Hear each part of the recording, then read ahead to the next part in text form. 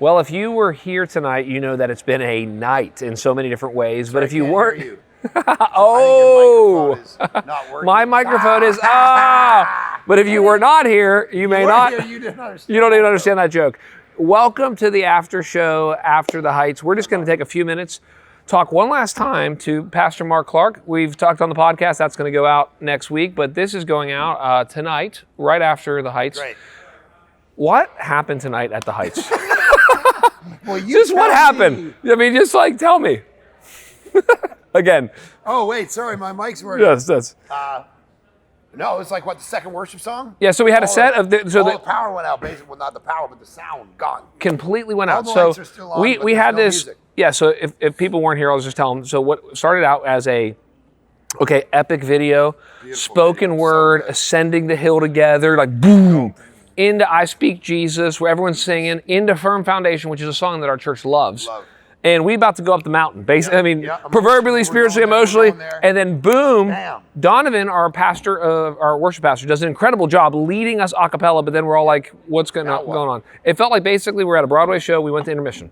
Yeah. It's like, what happens? Hey guys, give us some time. We bring these Old wedges out. From the like old high wedges, school dude. days. Just I mean, pop a couple of those just- up. I mean, the old wire microphone. Dude, I said I feel that- like Bob Barker is up there, but well, I said I want to take. Pat Spader.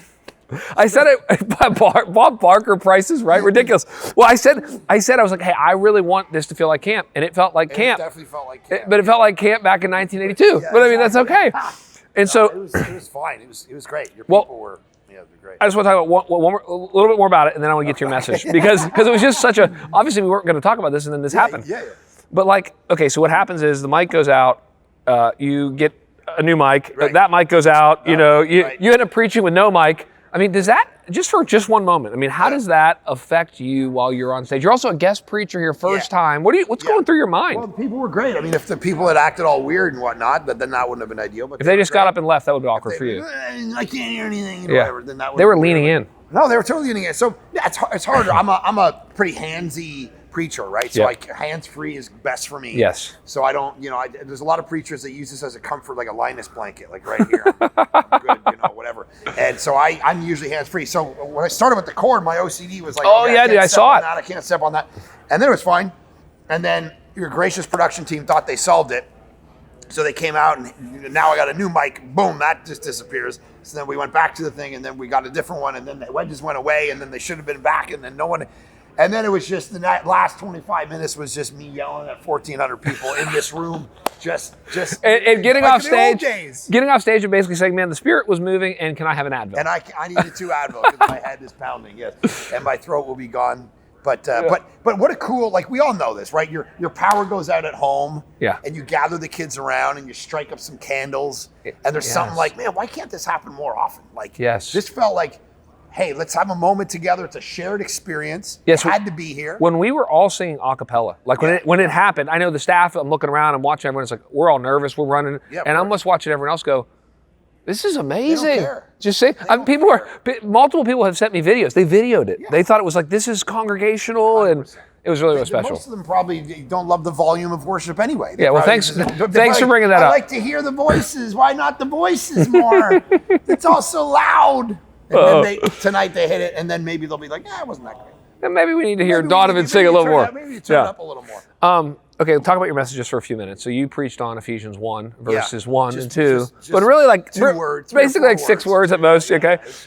Man, what a powerful story of, again, you said it before, but how a perfect God uses imperfect people. Yeah. I love how much of a storyteller you are, man. When you think about a sermon like this and you think about your own life, how do you think about what to share and what stories to go to?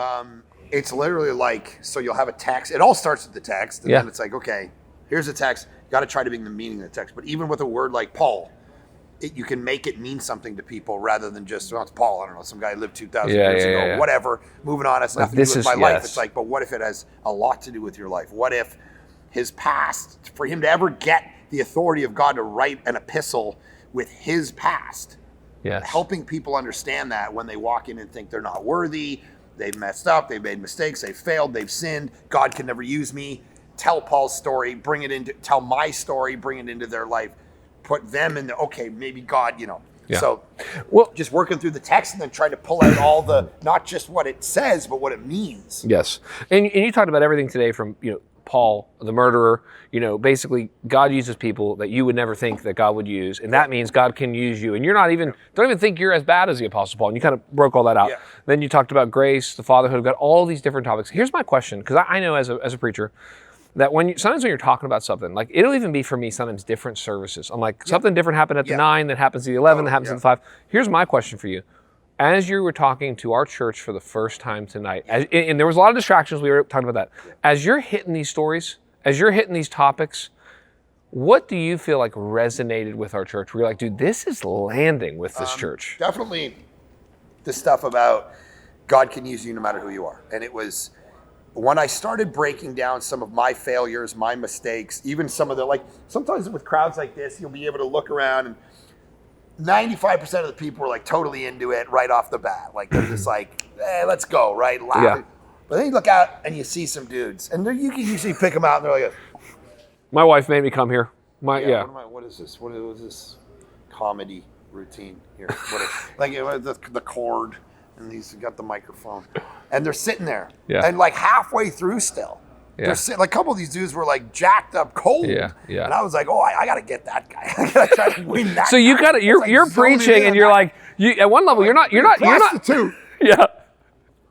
Yes, you're not preaching to the people who love it. You're like, forget those guys. There's 10 guys out here who don't want this. Win that guy over. This is a win. Come on. No, it does happen every once in a while. And there was a couple tonight. And by the end, they were laughing. By the time I could tell a story about where her husband's dead, I got the wrong guy.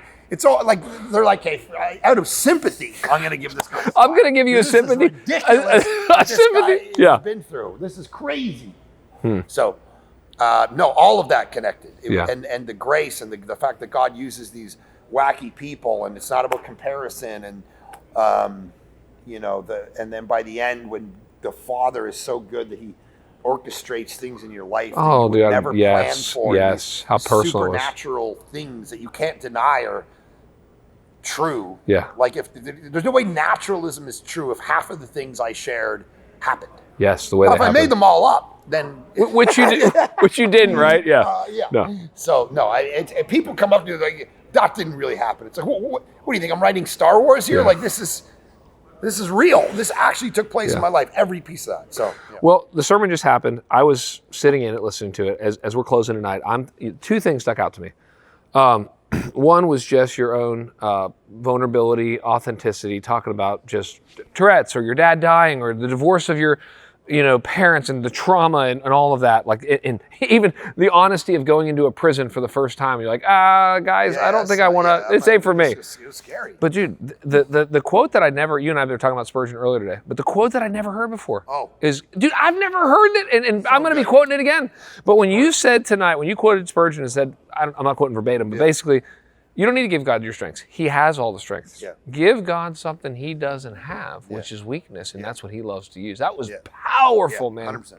Well, brother, thank you for being here. Thank you for I know having you me. get back Thank on a you, plane church. tomorrow, but Yeah. thank you. You guys are Thanks for very gracious. listening. Yeah. Tomorrow night, Gonna be 5 awesome. p.m., James Merritt is coming. Come on, He's going to be he's so talking good. about climbing another mountain. Keep climbing. You want to be here. Hope to see you tomorrow night at 5 p.m. Thanks. It's gonna be awesome.